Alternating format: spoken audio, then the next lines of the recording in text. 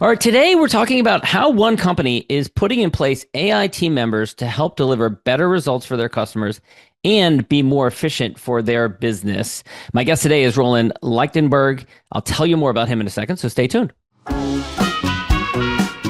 Welcome to the Smart Business Revolution podcast, where we feature top entrepreneurs, business leaders, and thought leaders and ask them how they built key relationships to get where they are today. Now, let's get started with the show. All right, welcome everyone. John Corcoran here. I am the host of this show, and you know every week we have smart CEOs, founders, and entrepreneurs from all kinds of companies and organizations, and we've had Netflix, Grubhub, Redfin, Gusto, Kinko's, EO, Activation Blizzard, lots of great episodes, so go check out those in the archives. And of course, this episode is brought to you by Rise25, our company where we help B2B businesses to get clients, referrals, and strategic partnerships with done-for-you podcasts and content marketing. How do we do that? We do that by helping companies to create a podcast business development funnel. And if you want to learn more about it, you can go to our website, rise25.com, and learn all about our platform, Podcast Copilot. You can also email our team at support@rise25.com. All right, I'm super excited for today's guest. As I mentioned, Roland, he's the co-founder and senior vice president of growth and innovation at Housecall Pro. It's a software platform that serves I think over 100,000 different home service professionals. He can tell us exactly how many they have. And prior to that, he worked in mobile product development. He worked for Qualcomm Labs, founding tech and venture initiatives. Also had some quirky different roles along the way, which I want to hear about as well. But Roland, it's really excited to have you here. And you have this really big goal. You have this goal of helping 50,000 blue-collar business owners to become millionaires. I love that because there's so much focus and attention, especially around Silicon Valley, which is where you and I both live in the vicinity of Silicon Valley. So much attention on, software and those types of companies these days. And you are really, as your core for your business, is focusing on plumbers and HVAC and tradespeople. And there's also this massive lack of capacity. There's a need for people to have professionals. And what's really interesting to me is that you are using AI to help tradespeople to actually get more of that work done. So let's before we get into that first, scuba diving outfit, you were a semi-pro poker player, and you also were an EDM promoter. So you have a bizarre background. Tell me about some of those different roles, and then we'll get into what you're doing today. Sure. I grew up in Silicon Valley. So I grew up, my dad doing different tech companies. When I went to go do my own thing, I found myself doing well on poker online. And this was back in the party poker days, Poker Stars, Full Tilt. And from there, I just kind of used math to win. I'm not very good in person. I'm not a good poker face. Online did well and rolled it into a scuba diving business down in Cabo. So you took your poker winnings and you bought a scuba diving business? Built a scuba diving business. Okay. Yeah. Bought a boat, built a dive business. That was probably midway through my college career. Took a little bit of a break, moved down there, and then started going back to school at the same time too. But did that and ended up deciding that wasn't maybe my life's ultimate goal. And moved back to the States, finished my degree, and while I was there, I brought some, I'm Dutch, brought some DJs into town back when EDM was still a rising kind of an underground kind of a thing. And so did that, and eventually did a couple other businesses and found my way to Qualcomm, which is where I met my current co-founders. Wow, that must have been an interesting job interview at Qualcomm, talking about all those different background roles and things like that. So you meet your co-founders at Qualcomm. So Qualcomm, what were you doing there, and how did you guys end up coming up with this idea for Housecall Pro? Sure. So at Qualcomm, we worked in the labs. And what we got to do is we got to play with all the fun stuff that was coming out of corporate R&D, and we built products out of it. And so one of the things we worked on is a mobile context SDK that allowed mobile developers to pull context from all the chips and the phones to do really cool things in the apps. So if you ever found yourself, looking at ads, and all of a sudden it's like, hey, I was just talking about this. Here's this ad. There are all kinds of fun ways that you can use all the all the chips on the phone to kind of determine these kind of things. So, anyways, while we're there, we really wanted to scratch one of our own itches, which is like, hey, we don't have a lot of time. We want to find really great home service professionals. Let's give this a go. So we left, and we first started looking at, how do we build Uber for home services. This is back in 2013 when Uber was the rage. There were still black cars and only black cars. Maybe they were starting to open up the platform a little bit, but either way, we started building that out and figured out that's a tough business to build, especially in the home services. When you're driving a car from point A to point B, it doesn't really matter. As long as you get there safe, you get point A to point B. Home services, clogged toilet could be, Buzz Lightyear flushing the toilet, or it could be a sewer line main repipe. So it could cost you $50, could cost you 15 grand, right? Same symptom, different result. And so, anyways, as we're building that, we found out that no one was focused on building any kind of software for the trades. It was back in 2013. So we launched Housecall Pro, the pro side, in 2015, and we've been at it ever since. So we're, decade into from launch, and 50,000 customers, companies, and hundreds of thousands of pros using our software every single day. First, I want to ask you about how you convince these, especially the early adopters, to use your software. I imagine many of your early customers are using paper or whatever, cobbling different systems together. And that's always hard to convince people to change that. Before I get into that, though, I'm looking at your LinkedIn here. You're a Mensa member. You now live on a vineyard up in wine country. I want to push back on this a little bit. How, what was it like for you going into, I don't see any background in the trades, but sometimes that's a real challenge, is to go into a market where you have to be empathetic, where you're serving a clientele that you don't have that background. So was that a struggle for you in the early days, going into starting a company where you have to empathize with your clientele, you have to understand their pain, their challenges, that sort of thing? Not really. I think, when you go to build a business, a lot of people tell you, well, like, go solve a problem that you're experiencing, because at least, you're your own user. And so you can kind of go down that path pretty easily because you know what you're experiencing, you know how to solve it. For us, coming from kind of more of a tech background, coming into the trades, we learned really quick the best way to build for them is to invite them out to lunch, buy them coffee. So our earliest users, we would say, hey, let me buy you coffee. Can I show you an app I built? I just want your feedback. And if you really like what you see, you can buy it. Does that sound like a fair trade, John? You're like, oh, yeah, I'll give this tall guy a chance. I'll talk to him. And then once we got our original early users, we'd go down to the local Fuddruckers on Wednesdays and buy them burgers and beer. And we just sit down and talk to them about their business, their struggles, how they're using the app, what they like, what they don't like, what they wish they could change, etc. So I think, if you have a general tendency to want to help others, which I think all good humans have, then, jumping into this is not that difficult. But yes, you have to spend time with your customers, and you have to sit down next to them. You have to do ride-alongs. You have to sit in a truck with them. You have to go on a job site with them. You have to stock the warehouse with them. You have to go, to their place of business, which might be their garage, right? These are folks that live and breathe and are in trucks all day, have a lot of windshield time. So anyways, you get to kind of build maybe the empathy over time. You don't necessarily have to start with it, but you have to be able to have conversations and spend time with your customer. If you're not willing to do that, you're only going to get so far. I've been podcasting for 16 years. One of my very first interviews was one of the co-founders of OpenTable. OpenTable, like one of the first platforms to help restaurants to take reservations digitally. And in those early days, one of the big challenges, I remember him telling me the story, was that they didn't have internet. They didn't have computers, at the hostess station. So they literally drove around town in San Francisco with a big old computer, because they were huge back then. And this is like 2000 or something like that. With a computer on the back of like a moped, and then had to like wire internet lines. There was no Wi-Fi, so, all these like kind of fundamentals. And it was a real challenge.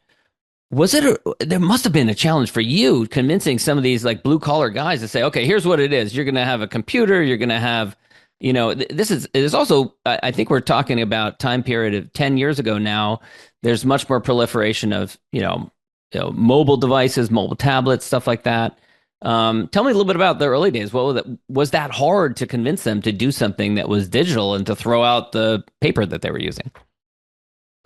Yeah, but I think back then, we were probably on iPhone 3 or iPhone 4. So we're 3 or 4 generations in to mobile. And you had some pretty good Android alternatives as well. And so, independent of whether our pros had computers or laptops or tablets, they all have phones. And so when we launched Housecall Pro, we built phone only, mobile first, mobile only. And that was really a big differentiator for us because a lot of people had tried to, build on-prem solutions, and you're talking about servers and da da da da da. And so for us, we approach the problem more from like, what did our customers already have? Let's not try to change their habits too much from things that they're used to using. And how do we introduce a new part of their workflow? And back then, it was just a simple list of jobs and a way to take credit card payments. And honestly, the easiest way to get someone to switch their behavior is say, hey, look, John, you can make some more Money. money. You just accept credit card. Why? Yeah. Because people don't always have the right amount of money in their bank accounts. But what do they have plenty of? Credit.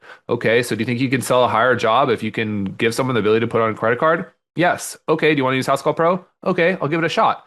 So you might not start with 100% of their jobs. You might not start with 100% of the workflow. You might not get 100% switch right out of the gate, but money talks. And when you can help champion your pros to success, which is our mission, and you can prove it to them, they will change their behavior. Yeah. Good way in the door using that. Smart. I want to ask about, the last couple of years of a lot of talk of AI. Um, there's even I listen to a lot of podcasts talking about predictions about what will happen with the AI, which is not always worth a lot. But some are saying the death of software, saying that everything will become custom software.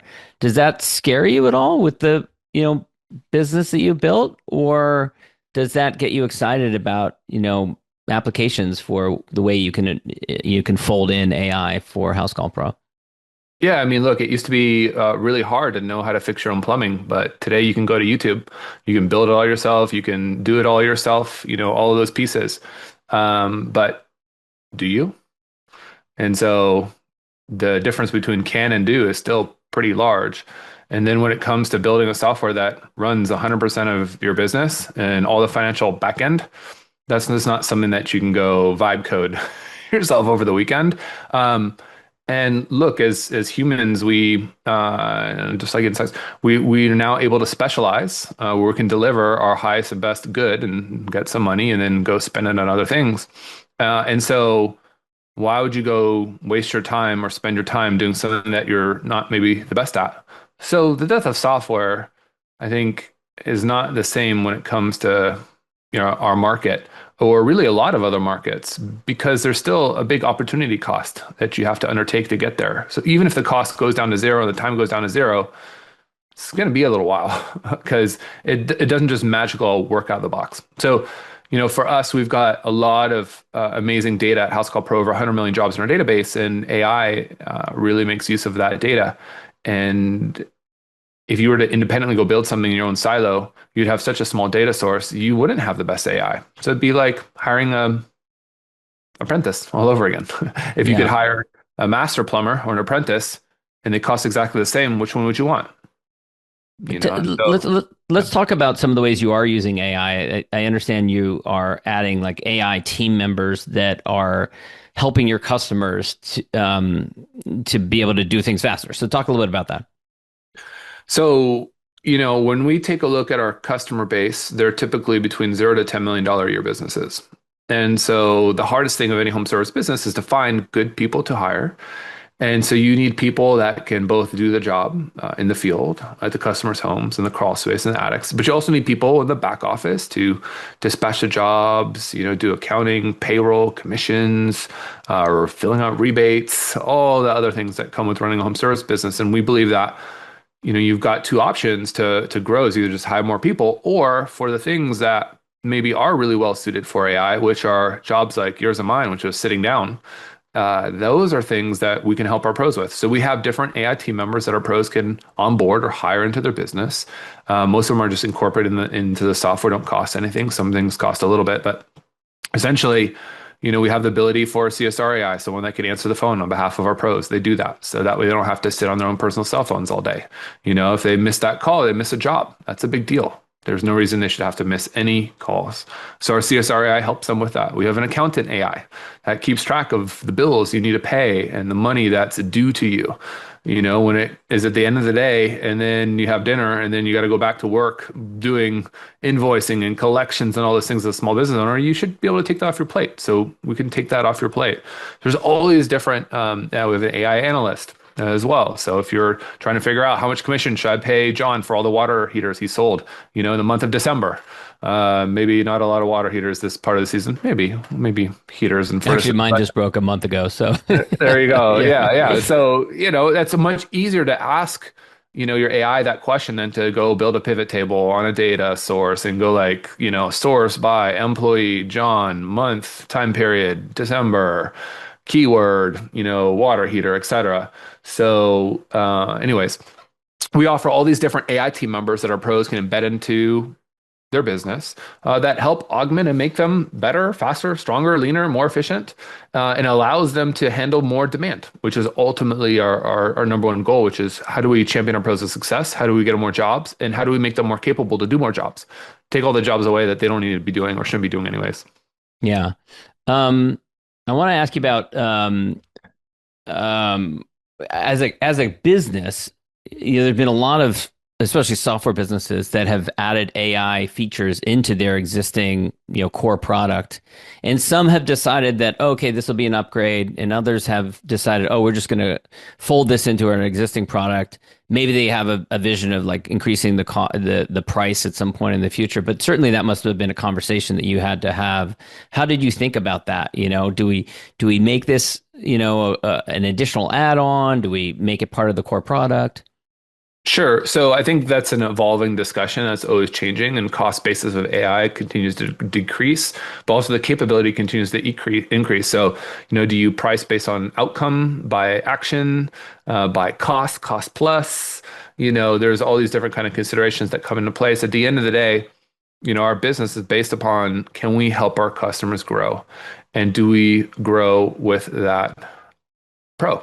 And so we do, we're both, a SaaS and a fintech business. So as our customers grow and they run payments through us, we're able to capture some of that growth.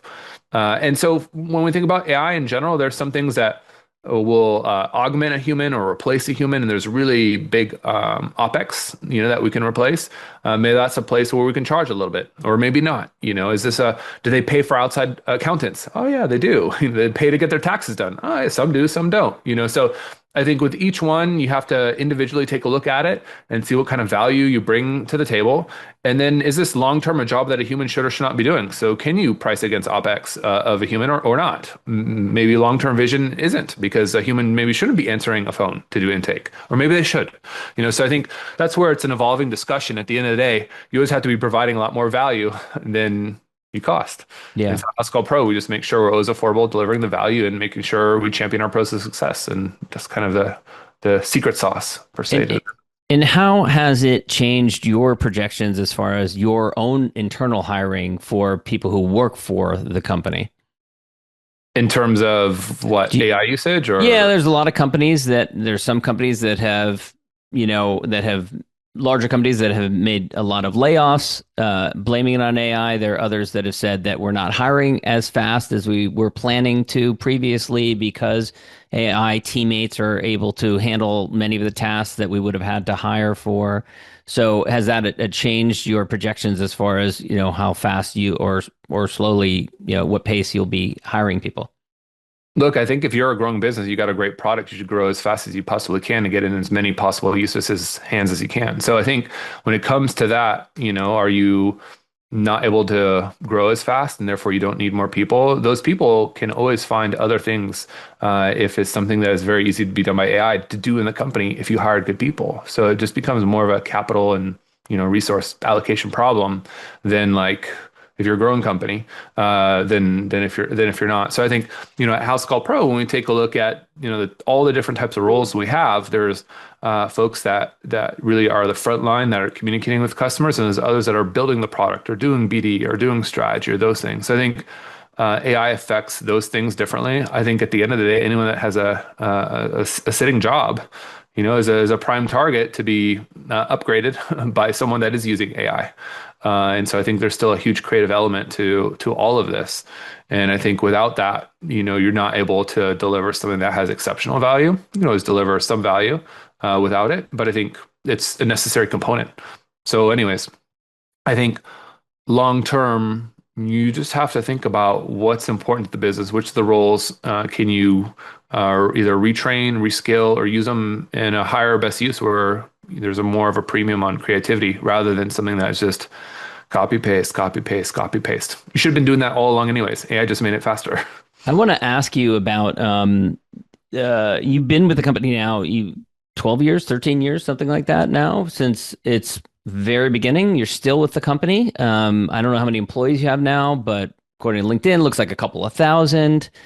How have you managed to remain involved and engaged and interested in the business as obviously the challenges and the focus of your role has changed, I'm sure, so dramatically from the very early days trying to get product market fit to today, a much larger entity. You don't know the names of everyone you're working with.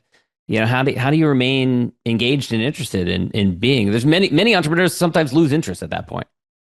I think when people lose interest, it just wasn't their passion or their mission wasn't big enough to fit all their dreams in the first place. That's all. And so I think at Housecall Pro, when you get the ability to help real people, change their lives for the better, it's something that is really easy to become addicted to, and you can stay with it for life.